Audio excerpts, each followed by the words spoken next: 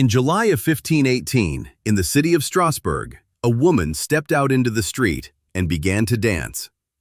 There was no music, no celebration. She just danced. She danced through the morning, through the afternoon, and when night fell, she was still dancing. By the end of the week, 34 other people had joined her, and none of them could stop. This is the true story of the dancing plague of 1518, one of the strangest events ever recorded in human history. Her name was Frau Trophia, and to the people watching, something was clearly wrong. Her body moved as if it wasn't hers to control, twisting, jerking, stumbling, but never stopping. Witnesses said she danced for days, her shoes filled with blood, her feet were raw and bruised. And instead of frightening people away, something bizarre happened. Others began to join her. Within days, dozens of people were dancing in the streets of Strasbourg, caught in the same helpless trance. Within a month, historical accounts claim the number had grown to around 400. These weren't joyful dancers. Their faces showed fear, exhaustion, and pain. Many didn't want to be dancing at all. They begged for it to stop.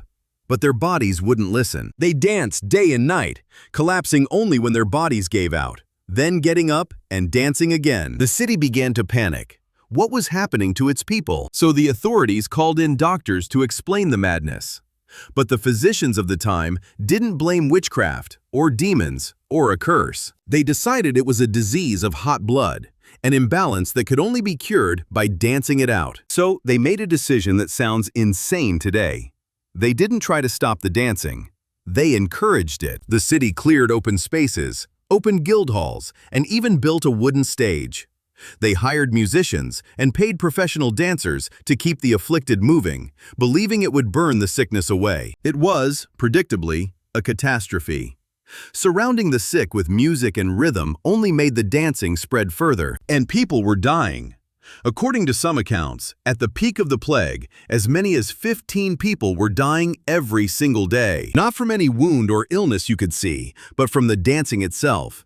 Heart attacks, strokes, sheer exhaustion.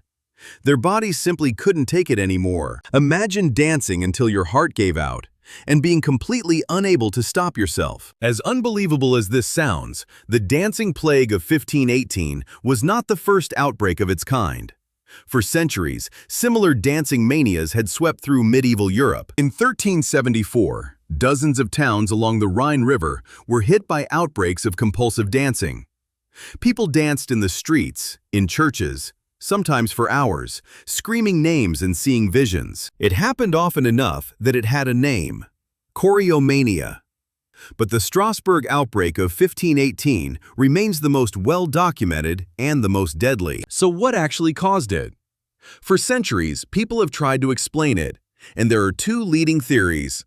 The first is poison, specifically a fungus called ergot. Ergot grows on damp rye, the exact grain that made up most of the bread eaten by the poor of Strasbourg. And ergot contains compounds chemically related to LSD. Eating contaminated bread can cause hallucinations, violent muscle spasms, and a burning sensation in the limbs. To some researchers, that sounded like a perfect explanation for people twitching and convulsing in the streets. But there's a problem. Ergot poisoning usually cuts off blood flow to the limbs, often making it impossible to walk, let alone dance for days. So many historians think ergot alone can't explain it, which brings us to the second theory, and the one most experts now favor: mass psychogenic illness, sometimes called mass hysteria. It's a real, documented phenomenon where extreme psychological stress produces very real physical symptoms, spreading through a group like a contagion. And in 1518, Strasbourg was a city drowning in stress. The years before the outbreak had been brutal. Famine had gripped the region. Crops failed, and the price of bread soared. Disease was everywhere: smallpox, syphilis, and a terrifying illness that made people cough blood. People were starving, dying, and desperate. And they were deeply religious. And here's the key. There was a local legend about a saint named Saint Vitus. People believed that if you angered Saint Vitus, he would curse you with an uncontrollable, compulsive dance. So picture it. A population pushed to the absolute edge, starving, sick, and terrified of a very specific curse. Historian John Waller argues that this was the perfect storm. In that state of collective terror, the human mind can do extraordinary things, including forcing the body into a trance it can't escape. The dancers weren't faking. Their suffering was completely real. It was simply born in the mind and not from any poison. Eventually, after weeks of horror, the outbreak faded. The survivors were quietly taken to a shrine to pray, and the dancing finally stopped. To this day, no one can say with total certainty what happened in Strasbourg that summer. But the dancing plague of 1518 remains a chilling reminder of something we still don't fully understand. Just how much power the human mind holds over the body, sometimes with deadly results. If you made it this far, you're exactly the kind of person who loves the strange corners of history. So subscribe. There's always another story like this one. Thanks for watching.